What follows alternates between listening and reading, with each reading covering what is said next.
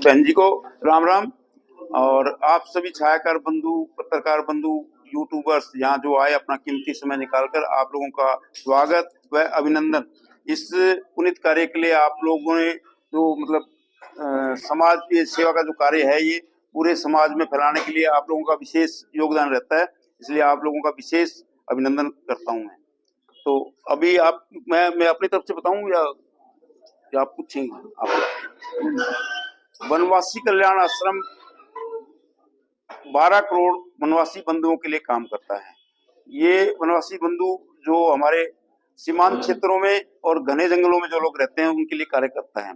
समाज व सरकार की उपेक्षा के कारण वो जो मॉडर्न जिंदगी है उससे पिछड़ गए हैं, तो उसका फायदा उठाकर जो ईसाई मशीनरी है या देश विरोधी लोग हैं, उसका फायदा उठाकर जो देश विरोधी लोग हैं या ईसाई मशीनरी है, उनको कन्वर्टेड करके इस देश के विरुद्ध खड़े कर रहे हैं। इसका उदाहरण आपने नॉर्थ ईस्ट में, खास करके मिजोरम में, नागालैंड में, मणिपुर में, मेघालय में ये साक्षात आपने देखा है कि जहां भी हमारा बंधु घटा है और ये जो लोग बड़े हैं, इन्होंने एक अलगाववाद की नीति अपनाई है। तो इसी के लिए वनवासी कल्याण आश्रम 26 दिसंबर 1952 से ये कार्य कर रहा है। तो हरियाणा में 1986 से एक कार्य प्रारंभ हुआ। हम लगभग 2 छात्रावास यहाँ चलाते हैं, एक भिवानी में, एक फरीदाबाद में। +2 तक बच्चे भिवानी में पढ़ते हैं, उसके बाद कॉलेज के लिए फरीदाबाद में छात्रावास है। ये सारे बच्चे नॉर्थ ईस्ट से आते हैं लगभग, तो कुछ बच्चे जम्मू कश्मीर के भी हैं। इसके परिणाम स्वरूप अभी हमारा जो कार्य है लगभग 2 करोड़ लोगों के बीच में पहुंच पाया है। 250 छात्रावास चलाते हैं पूरे देश भर में, और लगभग 22,000 प्रोजेक्ट पूरे देश में चलते हैं छात्र कल्याण आश्रम के। और हमारा ऐसा नहीं कि वो लोग कोई अलग हैं, चाहे वो नागालैंड के लोग हैं, चाहे मणिपुर के हैं, चाहे किसी भी राज्य के हैं, वो हमारे ही बंधु हैं। उसका उदाहरण मैं आपको 2-3 तरीके से समझाता हूँ। भगवान कृष्ण जी रुक्मणी को अरुणाचल प्रदेश से शादी करके लाए थे, भगा के, मतलब ऐसी मान्यता कि भगा के लाए थे। तो ये जो स्थान है वो सदिया एक जगह है, वहां पे सदिया से लेके आए थे। और अर्जुन की भी 3 शादियां नॉर्थ ईस्ट में हुई थी। चित्रांगदा, उलुपी और परमिला, 3 जो रानियां थी वो नॉर्थ ईस्ट से थी। और हमारे यहाँ विशेष करके खाटू जी को मानते हैं, श्याम बाबा को ज्यादा मानते हैं। उनका जन्म भी नागालैंड के डीमापुर में हुआ। हिडिम्बनगर नाम था उसका पहले, जो हिडिम्बा थी उसके ये पौत्र थे। तो हम लोग सब उनको मानते तो हैं, पर उनके बारे में जानते नहीं वो क्या उनका इतिहास है। तो हमारा संबंध उन लोगों से है, और हम उनके ऊपर कोई एहसान नहीं कर रहे उनके लिए कार्य करके। ये सब हमारे अपने बंधु हैं। बाकी आप लोगों को कुछ पूछना है तो मैंने एक संक्षिप्त में आपको उसकी जानकारी दी है। हाँ, 6 दिसंबर का जो, हाँ जी, हाँ जी, 6 दिसंबर को हमारे अखिल भारतीय जो अध्यक्ष माननीय सत्येंद्र जी वो आने वाले हैं, और माननीय गंगवा जी जो कैबिनेट मंत्री है वो रहेंगे। माता जी सावित्री जिंदल जी जो विधायक है यहाँ की वो रहने वाली हैं, और कंबोज जी जो वीसी हैं उनकी अध्यक्षता रहेगी। तो बच्चे हमारे जो छात्रावास के बच्चे हैं, भिवानी छात्रावास के, वो कार्यक्रम देने वाले हैं। क्या कुछ है उस कार्यक्रम में? उसमें सांस्कृतिक प्रोग्राम रहेगा। उसमें कुछ 1-2 कार्यक्रम नॉर्थ ईस्ट का रहेगा, बाकी देशभक्ति के ऊपर उनके कार्यक्रम रहेंगे बच्चों के। क्या ये वनवासी जो थीम है उसकी झलक भी देखने को? हाँ, मिलेगी, बिल्कुल मिलेगी। उसको जो आपको जो नॉर्थ ईस्ट का जो कार्यक्रम दिखाएंगे उसमें आपको देखने को मिलेगा। अगर बात करें वनवासी कल्याण समिति की, तो इनके संस्थापक कौन है? पूज्य बाला साहब देश पांडे जी, उन्होंने इसकी स्थापना की। जसपुर नगर, छत्तीसगढ़ में एक जसपुर नगर है, वहां पे इसकी स्थापना हुई। 4 बजे, 6 तारीख को 4 बजे से 6 बजे तक रहेगा कार्यक्रम। जो एग्रीकल्चर कॉलेज का जो ऑडिटोरियम है एचयू में, उसमें रहने वाला है। क्या कुछ मान सकते हैं कितनी गैदरिंग वहां पर? 500 से के ऊपर ही कुछ लोग उम्मीद है आने वाले हैं। सर, आपने परिवर्तन की बात बोला, तो जो वनवासी कल्याण है, हाँ जी, इसका क्या योगदान है इसको रोकने में? हाँ, इसका रोकने में हम लोग उनका शिक्षा, चिकित्सा, ग्राम विकास और के द्वारा उनका वो करते हैं, मतलब लाभ पहुंचाते हैं उनको। तो उसके बाद फिर जब वो सक्षम हो जाता है तो उसको धर्मांतरण की जरूरत नहीं रहती, उसके मजबूरी की वजह से धर्मांतरण वो करता है बेचारा। तो उसको रोकने में हम लोग मेन शिक्षा का रोल रहता है। तो शिक्षा, चिकित्सा और जो ग्राम विकास, जो उनकी डेवलपमेंट है, जो इनको यहाँ छात्रावासों पढ़ाते हैं बच्चों को, तो ये जाके आगे जाके आर्मी में चले जाते हैं, या फिर हिंदी टीचर की इनको नॉर्थ ईस्ट में खास करके जॉब मिल जाती है। क्यों, यहाँ आते हैं तो हिंदी वो अच्छे तरीके से सीख जाते हैं, तो फिर वो धर्मांतरण रोकने में काफी इसमें लाभ मिलता है अपने को। अगर ईसाई मिशनरी की बात करें तो छत्तीसगढ़ हो, झारखंड हो, या फिर उड़ीसा हो, वहाँ पर जो आदिवासी क्षेत्र है वहाँ पर उनका बहुत ज्यादा प्रचार प्रसार होता है, तो क्या आपकी तरफ से भी इस तरह का कोई प्रयास किया जाता है? हाँ, उसके लिए हम जैसे उनकी सांस्कृतिक धरोहर को बचाने के लिए मंदिरों का निर्माण भी हम लोग करते हैं और उनको धर्म से जोड़ते हैं, ताकि वो जब गांव में एक मंदिर बन जाता है तो वो बेचारे सब इकट्ठा हो जाते हैं। इकट्ठा होने के बाद कोई धर्म परिवर्तन वहां नहीं होता है। अब तो ये हरियाणा में भी पहले लगाया, अक्सर फतेहाबाद, बरवाला इन सब क्षेत्रों में या टोल के ऊपर जो लोग खड़े हुए दिखते हैं, तो धर्मांतरण और फोर्सफुली धर्मांतरण करवाना, तो दोनों चीजों में फर्क है। एक तो अपने मन से कोई धर्मांतरण कराना चाहे, तो आजकल जो ईसाई मशीनरी है कई तरह के लालच देकर जो है इस तरीके की, ये हमारे समाज की जो जागृति नहीं है, हमारे लोगों में अवेयरनेस ही नहीं है इसके बारे में, इसकी वजह से वो लोग उठा रहे हैं। ये पूरे समाज को जागना पड़ेगा, इसके लिए सबको कार्य करना पड़ेगा।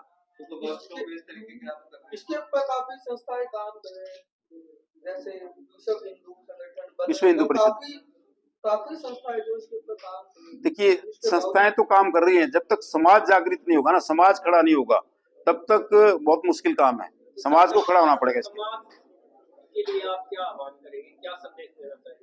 संदेश तो हम यही कहेंगे कि अपने आसपास का ख्याल रखें, अपने जो आसपास के बंधु हैं, हमारे यहाँ एक समाज में ना एक कमी है, जो छुआछात की जो बीमारी है, हालांकि पहले से काफी कम हुई है, फिर भी अभी भी कहीं न कहीं है, तो उस चीज को हमें दूर करना चाहिए। सारे बंधु अपने हैं, कोई भी अलग नहीं है।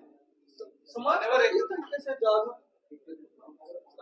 है, समाज में जागरूकता किस तरीके से? भी हम जैसे कोई भी जैसे कार्यशाला करके लोगों के बीच में जाके, उनके बीच में जहाँ उनके पूजा स्थल है उन पे जाएं, उनसे बातचीत करें, उनके कार्यक्रमों में जाएं। भाई जो भी लोग जिस एरिया में आपको लगता है यहाँ धर्मांतरण की गुंजाइश है, उन क्षेत्रों में जाएं। मान्यवर, एक हम सभी के लिए कड़वा सवाल कि मोहल्ले के अंदर, गली मोहल्लों में, हर एरिया में मंदिर होते हैं, हाँ। सुबह शाम की आरती के अंदर महज 5 लोग भी मुश्किल से इकट्ठा होते हैं, तो क्या लगता नहीं कि वो समय आ गया जब हम सबको इकट्ठा होकर ये बीड़ा उठाना होगा? हाँ, देखिए, जो हमारे विरोधी लोग हैं, जैसे इस्लाम में शुक्रवार को नमाज के लिए लगभग सब लोग इकट्ठा होते हैं, और ईसाइयों में सर्विस के लिए जो सर्विस होती है संडे को, उसमें लगभग सब लोग इकट्ठा होते हैं, चाहे वो कितना भी जरूरी काम है उनके लिए कंपलसरी रहता है कि वो सर्विस में आए। तो इसी तरह से हमें भी कोई मंगलवार का दिन हनुमान जी के लिए, या किसी भी और जो भी देवता शंकर जी का, तो सोमवार का दिन उस मंदिर में निश्चित कर सकते हैं। तो सारे समाज को इकट्ठा होना चाहिए। एक बार अंत में चलते चलते कार्यक्रम के लिए जो लोग आपको देख रहे हैं उन्हें इनवाइट कर दीजिए, एक बार दोबारा से। हाँ जी, मैं 6 दिसंबर का जो कार्यक्रम है, मैं सभी बंधुओं से प्रार्थना करता हूँ कि सारे उसमें जरूर आए, ताकि मतलब समाज को भी लगे कि भाई इतने लोग इससे जुड़े हुए हैं। दूसरा, मैं थोड़ा सा हरियाणा के बारे में भी बता दूं, हरियाणा क्या काम करता है। 2 छात्रावासों के अलावा यहाँ से धनराशि इकट्ठा करके उन क्षेत्रों को भेजी जाती है। 2 राज्य हमने गोद लिए हुए हैं, झारखंड और केरला को, और बस्तर लगभग साल में 35 से 40 हजार कंबल भेजे जाते हैं। 40 हजार के करीब साड़ियां हर साल भेजते हैं हम यहाँ से इकट्ठा करके। हैं, हाँ, ये हमें साड़ियां जो प्राप्त होती हैं मनसा देवी मंदिर चंडीगढ़ से, शीतला माता मंदिर गुड़गांव से प्राप्त होती हैं, और कंबल समाज से हम इकट्ठा करते हैं।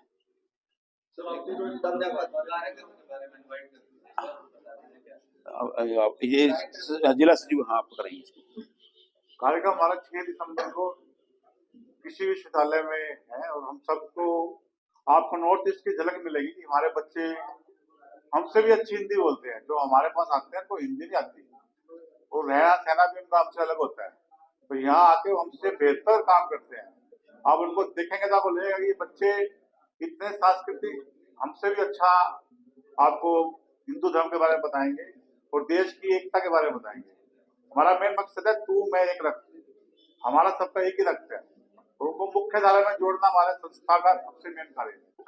जो हमारी मुख्य धारा से भटक गए हैं, उनको वापस लाना और देशभक्ति के लिए देशभक्त बनाना, ये हमारा मुख्य काम है।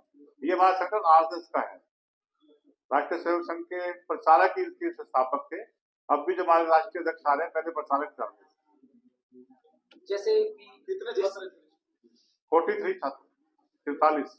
बिरसा मुंडा जी और इस तरह से मतलब ये बार बार ये मतलब पूछा जाता है कि क्या योगदान है देश में वनवासी लोगों का। हाँ, भारतीय स्वतंत्रता आंदोलन में वनवासी लोगों का बहुत बड़ा योगदान है। इतिहासकारों ने इस चीज को हमसे छिपा के रखा, उनको कहीं भी स्थान नहीं दिया। आप किसी भी राज्य में जाएंगे, हरियाणा पंजाब को छोड़ के, हरियाणा पंजाब में कोई भी वनवासी बंधु नहीं रहता, बाकी सभी राज्यों में कम या ज्यादा मात्रा में सभी जगह रहते हैं। उनका इतना विशेष महत्व है कि इतना कार्य उन्होंने किया, शायद ही किसी और ने इतना कार्य किया होगा। जलियांवाला कांड के बारे में तो मतलब सबको पता है कि बहुत बड़ा कांड हुआ था, किंतु उससे भी बड़ा कांड, उससे कई गुना बड़ा कांड मानगढ़ राजस्थान में हुआ। उसके बारे में इतिहास में कहीं भी जगह नहीं मिली उन लोगों को।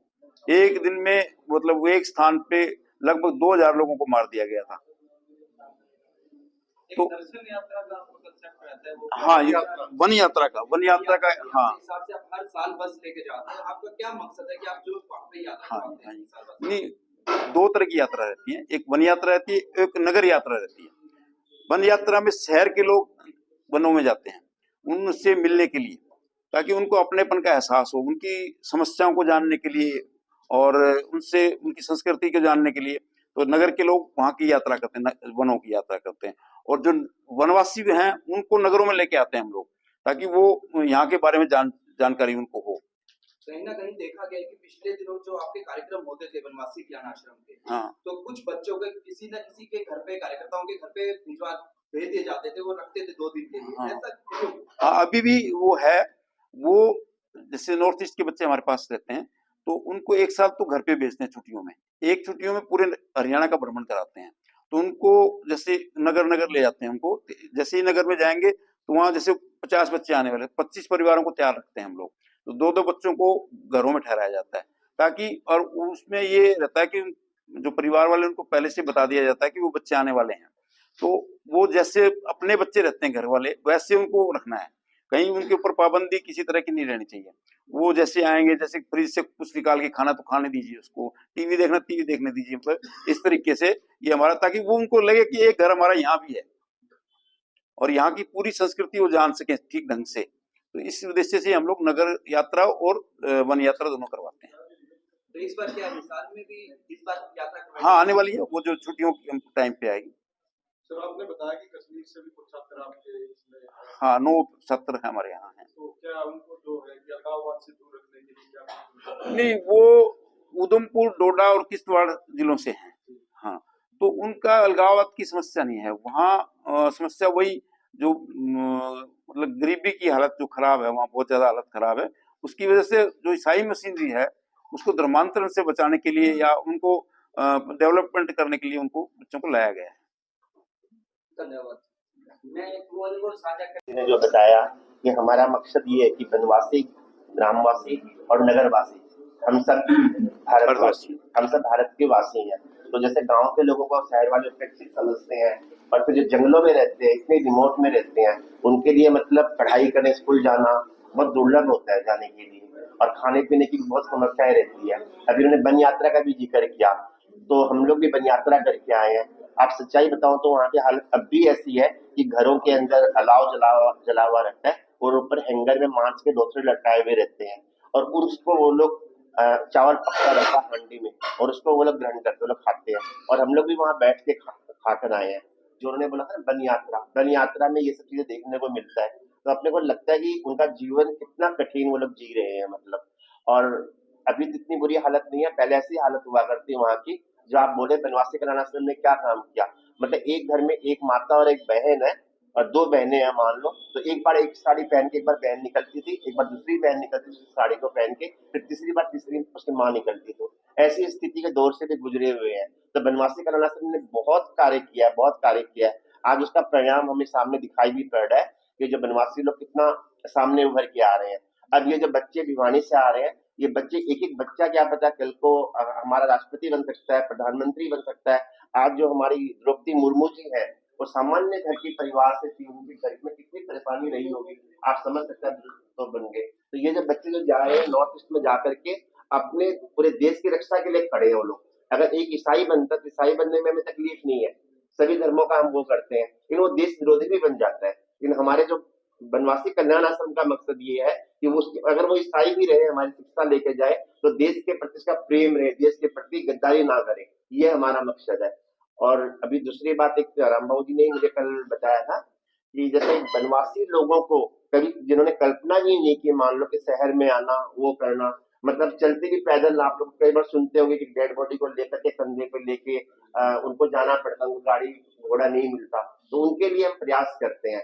तो उसी प्रयास में, इसी कड़ी में इस बार एक प्रयास ये किया जा रहा है, जो प्रयागराज में कुंभ का मेला है, जिसका सरकार भी बहुत प्रचार कर रही है और योगी जी भी बहुत प्रचार कर रहे हैं, उसमें बनवासी लोगों के लिए बहुत बड़ा कैंप लगाया जाएगा। कि बनवासी लोगों को वहां पर लाकर उनको मतलब स्नान संस्कृति से जोड़ने के लिए वह स्नान कर सके, ताकि उनको भी लगे कि हम लोग भी इस भारत माता के संतान है, हम उतने उपेक्षित नहीं है। और इसके परिणाम बहुत सामने हमारे सामने आ रहे हैं। अब भिवानी में जो बच्चे स्कूलों में पढ़ रहे हैं वो बहुत अच्छे स्कूलों में पढ़ाई कर रहे हैं, वहाँ के जो एकदम मॉडर्न स्कूल है उनमें पढ़ाई कर रहे हैं और बहुत अच्छा कर रहे हैं। आप लोगों ने देखा होगा ये जो खेल जगत में जो बनवासी बच्चे जितना अच्छा काम कर रहे हैं, उसका मतलब कोई मतलब मुकाबला नहीं है। मतलब ये सारा बनवासी कल्याण आश्रम से निकले हुए बहुत सारे बच्चे आज प्रतिस्पर्धा में आगे जा रहे हैं।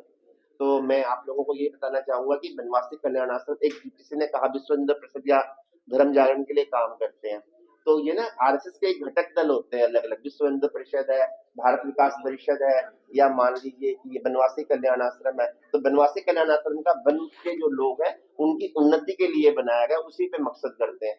और हमारा मकसद यही है कि पूरा समाज इसमें सहयोग करे, पूरा समाज सहयोग करे। रामबाबू ने आपका कोई मदद नहीं करे, मतलब वो हमारे भाई है।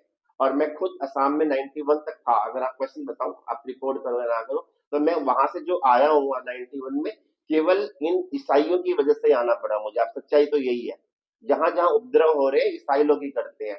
तो वहां का जो हालत है ना, जो स्कूल है आज आप बोलते हैं इसमें पढ़ाएंगे, डॉन बॉस्को में पढ़ाएंगे या क्रिश्चियन स्कूल उसमें पढ़ाएंगे, ये जो प्रवृत्ति लोगों की बनी हुई है कॉन्वेंट स्कूल में पढ़ाएंगे, तो ये जो प्रवृत्ति इसको बदलना होगा। तभी हम लोग आज बांग्लादेश की क्या हालत होकर रखी हुई है। तो अगर आज हमारे पास धन संपत्ति हो, बिल्डिंगों में भी रह रहे हैं, आने वाले टाइम आप बांग्लादेश को देख के समझ सकते हैं कि 1947 में क्या हुआ होगा जब पाकिस्तान से लोग आए थे। तो आज इसलिए बनवासी कल्याण आश्रम का महत्व और बढ़ जाता है कि आप सब लोग इसको बहुत जोर शोर से प्रचार करें। आप अगर घंटी डुलाएंगे मंदिर में तो भी काम नहीं चलेगा, अपने को मतलब पूरा मजबूती से इसके साथ लड़ना पड़ेगा। और वो जो 40 बच्चे 42 बच्चे आएंगे, उनका प्रोत्साहन आप लोग भी, उनको भी प्रमोट कीजिए। उन बच्चों को आप लोग देखिए, बेचारे जो बिना माता पिता के यहाँ पे बच्चे रह रहे हैं, वो कैसे रह पा रहे होंगे। और इतना अच्छा प्रतियोगिता आप लोग देखोगे उनका, ये जो बोलते हैं ना ताइक्वांडो, क्या बोलते हैं उसको, जो खेल तीरंदाजी हमारे तीरंदाजी वगैरह में इतने माहिर है वो बच्चे, उनके जो खेल देखेंगे तो आप लोगों को बहुत अच्छा लगेगा। नहीं, इसमें एक अपील मैं करना चाहूंगा, जो कुंभ लगने वाला है तो उसमें 2000 वनवासी बंधु डेली आने वाले हैं, 2000 व्यक्तियों का व्यवस्था हम लोग कर रहे हैं। उसके लिए मैं समाज से अपील करता हूँ कि भाई कंबल और जैसे राशन सामग्री, मतलब कोई भी सहयोग करना चाहे तो इसमें करें। और जो हॉस्टल में बच्चे रहते हैं उनके लिए छात्र पालक के लिए कोई सेवा करना चाहिए। और 6 तारीख को सबको, आप सभी को आना है। और ये